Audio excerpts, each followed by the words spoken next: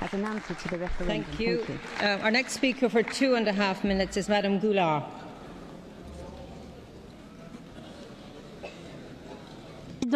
Bonjour Messieurs les Présidents, bonjour Monsieur le Premier ministre. Good morning, President. Merci d'être avec nous ce matin. Je suis là, Monsieur le Premier ministre, au milieu, au centre.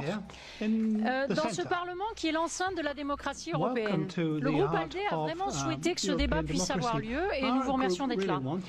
Je voudrais vous faire 3 propositions.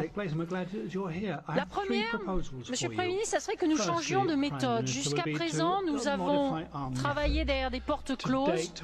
Le Conseil européen a décidé sans que nous sachions toujours exactement ce qui se passait.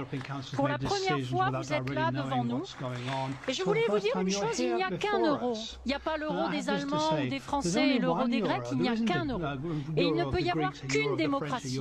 Ce que nous devons à tout prix éviter, c'est de continuer à monter les peuples les uns contre les autres. Cette méthode-là est extrêmement dangereuse. Donc utilisons le Parlement, c'est ma proposition, pour que s'il y a un accord, le suivi de l'accord soit fait au niveau politique. Vous savez que nous avons fait un rapport sur la Troïka, nous avons essayé d'auditionner la Troïka, accepter un compromis en ayant un suivi dans ce Parlement. Deuxièmement, le changement de procédure ne peut pas nous empêcher de faire des efforts sur le fond.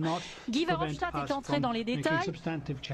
J'ai envie de vous dire, comme on dit en Amérique, just do it. Just do it. Vous avez dit beaucoup de choses tout à fait justes sur la réforme fiscale, sur la nécessité d'avancer. Faites-le, mettez-le en œuvre. Et dites-nous, les Grecs ont dit non, mais ils veulent rester dans la zone euro. Sur quoi vous diriez oui? Nous attendons juste ça. Sur quoi est-ce que vous êtes prêt à dire oui? Est-ce que vous êtes prêt à dire oui à un minimum de règles, à un minimum de respect de sa parole, à une attitude vis-à-vis de la BCE qui rappelle à tout le monde que la BCE est la banque centrale de tous les Européens et pas seulement des Grecs? Comment revenir à une coopération loyale, pas des insultes? Il y aurait beaucoup à dire sur les réparations de la Seconde Guerre mondiale. La raison pour laquelle on a renoncé aux réparations, c'est qu'on n'a pas voulu refaire le traité de Versailles. Et le traité 2+4, vous pouvez en parler avec Barack Obama la prochaine fois qu'il vous appellera.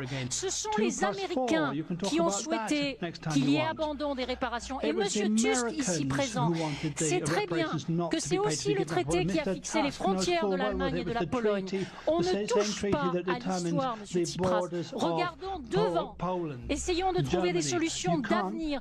Ne réveillez pas les cadavres du passé. Et dernière chose, je suis présidente de l'intergroupe de lutte contre la pauvreté. Prenez la tête d'une initiative pour la lutte contre la pauvreté dans toute l'Europe. Il n'y a pas que des pauvres en Grèce et des riches ailleurs. Il y a des pauvres en Allemagne, il y a des pauvres en Finlande, il y a des pauvres en France. Prenez leur défense à tous et aidez à ce qu'on lutte contre les inégalités.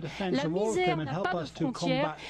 Respectez aussi les gens modestes dont les impôts servent à payer vos plans de secours. Vous avez dit qu'il faut respecter le choix du peuple. Respectons le choix du peuple. Speaker will now be given the floor.